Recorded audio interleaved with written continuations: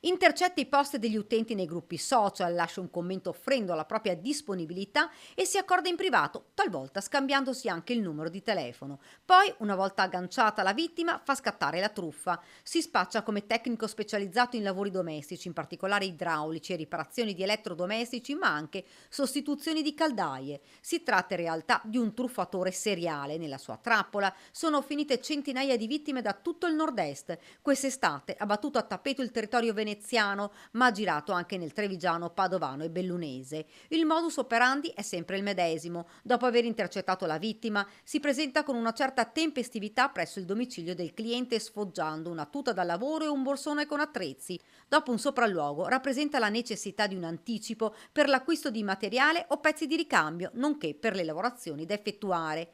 Una volta ricevuti i soldi, la trappola ormai è già scattata. Incassate le somme di denaro, il truffatore si rende irreperibile e blocca ogni contatto. Qualcuno ha perso 100 euro, altri 350 fino a 1500 euro. Nel mirino del sedicente idraulico anche persone fragili, in difficoltà economiche o anziani con invalidità.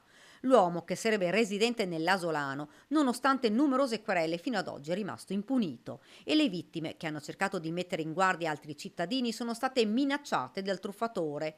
Non solo, ma di recente ha cambiato il proprio nominativo sui social.